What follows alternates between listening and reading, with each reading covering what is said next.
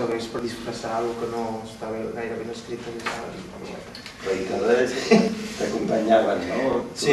No sé pas. I bé, bona tarda. Començaré amb un parell de poemes escrits amb el pseudònim Àngel Custodi i començaré amb un poema en aquests temps que corren sobre... És un poema dedicat al filòsof Diògenes el Cínic i està dintre d'aquesta adaptació teatral de la seva vida. I aquest filòsof, doncs, és això, volia viure fora de les convencions socials que a vegades ens aporten pel carrer de l'amargura. I no són coses importants i que a vegades ens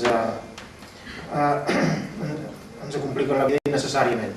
No obstant, també a vegades anava contracorrent, no només això, sinó que anava contracorrent.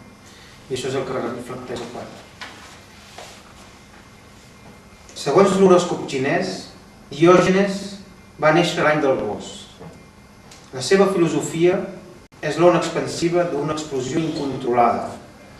És una detonació, un boomerang que esbardella els cervells fràgils. La filosofia del savi és el mirall que es posa davant dels altres perquè s'hi vegin. Diògenes no és un filòsof, és un busca-raons. Diògenes no ha parlat mai amb cap mandarí cultural, ni amb cap president d'escala, ni ha estat a cap bar de facultat, ni ha complert cap test, i mai no li ha faltat el vi. Diògenes surt del bidó de residus nuclears. Diògenes viu a l'hostal de l'Estel, viu a l'ull del vent, viu a la terra subsidiada, viu a la sorra dels nòmades. Diògenes és un fracàs de les estadístiques. Cada minut neixen al món 3 cadells cínics, 3 gossos més sense morralló.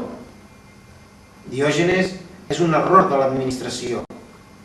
Diògenes és la finestra que repica, el tren que para a totes les estacions, la bola negra del billar, el boli que es peta els pantalons, la màquina que no dona premi, el greix dels tallers. El savi es dona com el cuiro. Tot allò que no és, s'ho inventa. Tots portem un Diògenes a dins, perquè l'home és un gos per l'home. Aleshores, ara llegiré un poema de poemari d'Ultramort. Aquest poemari està escrit des de l'altre barri, està escrit des de l'altre món. Sí, ja ho diu, i ja ho diu Àngel Custodi, el cel sigui, volia matar el cel sigui. I aleshores, però bé, sembla que ressuscita el pseudònim, perquè sempre queda aquesta part poca solta de nosaltres mateixos.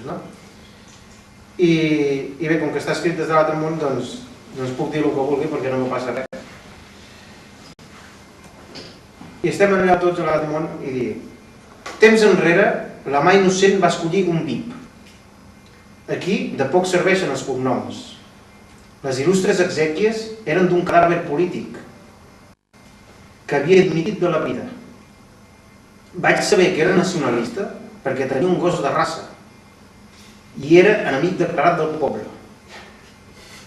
El dia del traspàs, l'insigne òbit entre estirabots pontificava i repetia que el més calent és a la higuera, que tots hem sortit del mateix forat, que qui faci el cogombre que se'l posi a l'ombra, que qui té padrins es bateja, que qui aixeca l'anca perd la banca, que qui oli i remena les mans s'enunta, que no es pot nedar i guardar la roba, que qui serveix al comú no serveix a ningú, que aquesta vida és dels que s'espavilen, que la mort és el més democràtic que hi ha i que mort a la cuca, mort al verí.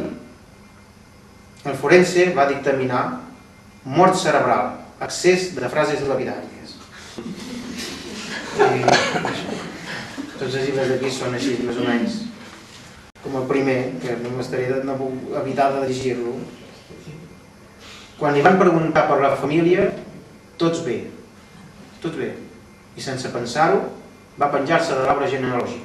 I això. Bé, Aquests són aquí, ja dic que són així. Aquest m'agrada molt, per això el llegiré. Retornem a la mort, a la remort. El màxim que aspiro és a una eternitat tranquil·la i dilatada. I sobretot, que em deixin fer allò que més m'agrada. Res, ni tan sols vida contemplativa. Ja que estem treballant a l'escalera, farem el que podrem.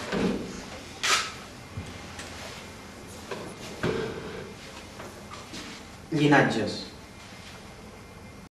Si és veritat que les arrels són les ales enterrades de l'ànima, alço la copa de la remembrança i beso unes gotes de vi en honor a l'arbre sagrat dels llinatges.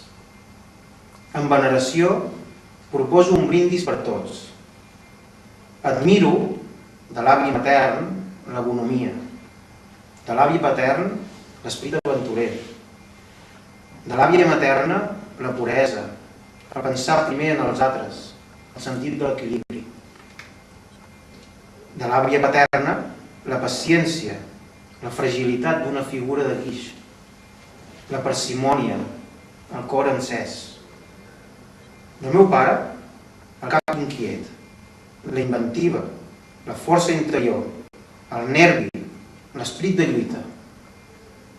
De la meva mare, el verb afuat, la generositat, la senzillesa, la discreció, l'esperit inquisitiu, la passió i un do especial pels animals i les plantes.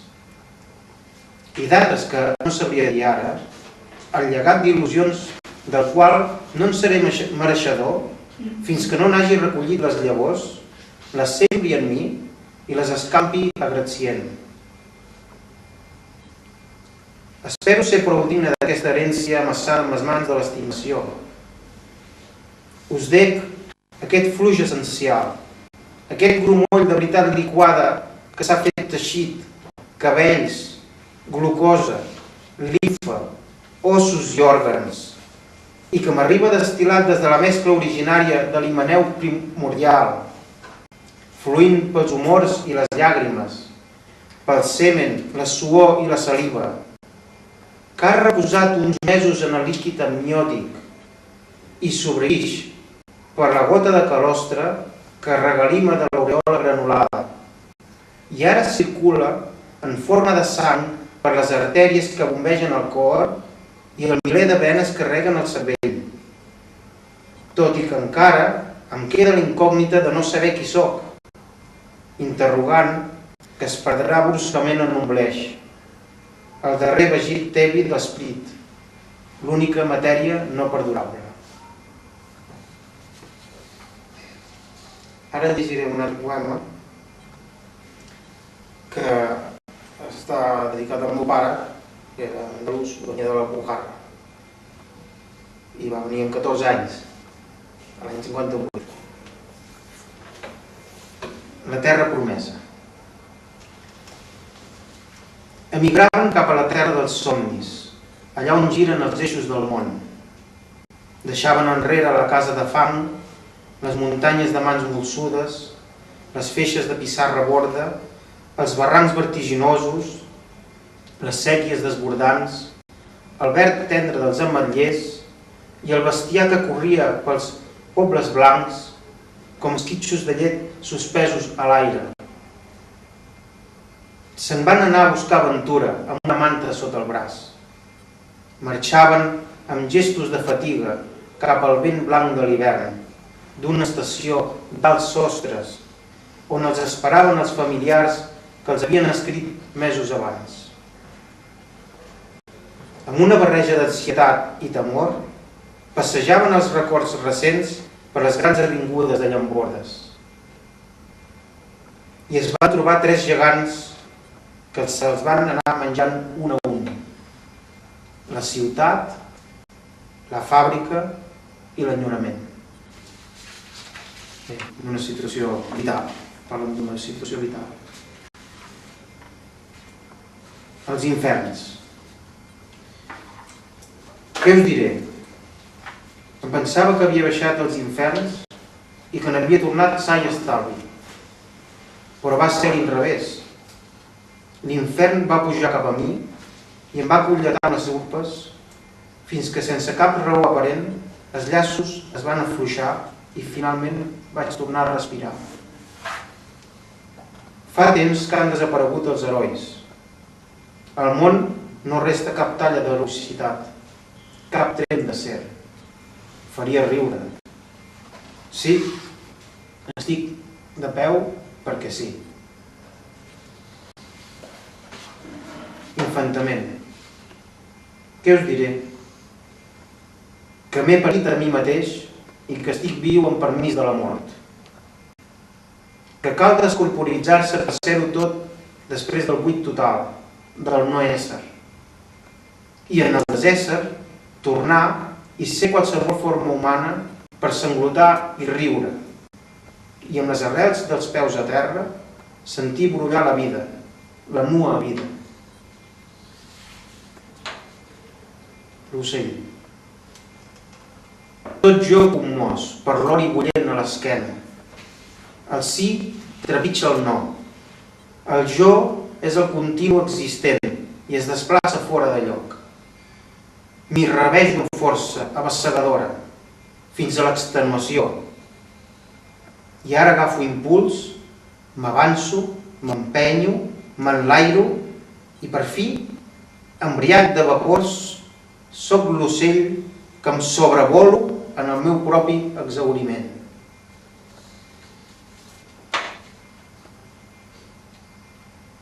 El món subterrani. Tomba minvant la lluna. No trobo el camí per on hem vingut. Al peu esclafa una colònia de formigues i totes elles queden desorientades, movent-se d'aquí per allà sense rumb. Jo tampoc no sé com hem arribat a aquesta terra indòmita i estranya. M'ha dut un coribant o un gos pivagant. Els gossos i les formigues amb ales saben el camí de tornada, el camí per baixar al món subterrani, on el tot és menys que les parts, i es troba immaculat el motlle de les estàtues del cel i de tots els miralls. Nosaltres no sabem tornar-hi tots sols. Necessitem algú que ens acompanyi per no trepitjar la ballesta de la més cruel solitud. Entre germanes, surt. I bé, diu així. Després de recollir els trossos i ajuntar-los, sabem que cada bocí de mirall és un mirall sencer. Signes que són indicis del contracel, les avinences. És l'hora sororal. Les figures s'acorden en un ball de gaubança. S'agermanen i es donen la mà, l'oli de l'ametlla amargant i la dolcesa del préssec d'oral. Són complementaris i es diuen els cucs blaus i la voluptuositat de les taronges de sang. I s'avenen els primers elements i les criatures mutants dels rius. Taronges de sang, aquestes taronges vermelles, de dins. Són taronges de fora i de dintre. Ara no se'n veuen gaire, no, és que feien molta grana. I la gent, això de menjar grana, això no... Igual les tindria sense grana i tot sense grana. Sense pinyol, no? Això sense pinyol. Sí. Cinta de Moebius, és aquella cinta així. Ah, sí.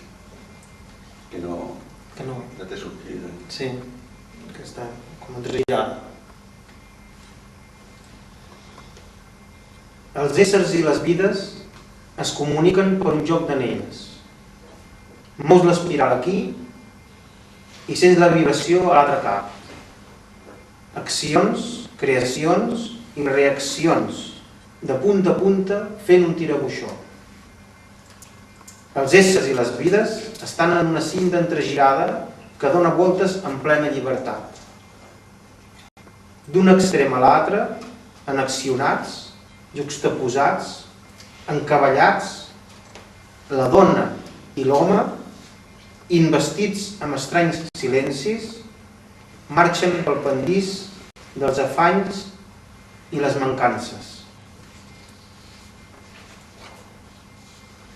I ara aquest es diu nusos. Hi ha ara la teoria de les cordes de l'univers, doncs jo ho he fet de la meva manera. Nosaltres som els cordillers astrals i volem esbrinar el secret de les estrelles que moren en forma de diamant, els fils invisibles que les uneixen com baules de cristall. En alguns llocs, a tots ens sembla que desfem el nus. L'estirem, però l'estranyem encara més, fins que finalment, paciència, el desnuem. L'univers està lligat amb nusos mariners, nus de pardal, nus pla, cua de porc, i corretges, i brides, i lligams aparentment fluixos que es trenen i fan entramats. L'alfa i l'omega del cos, que és la llar, es troben en el nus escorredor d'una barca llatina. Bé,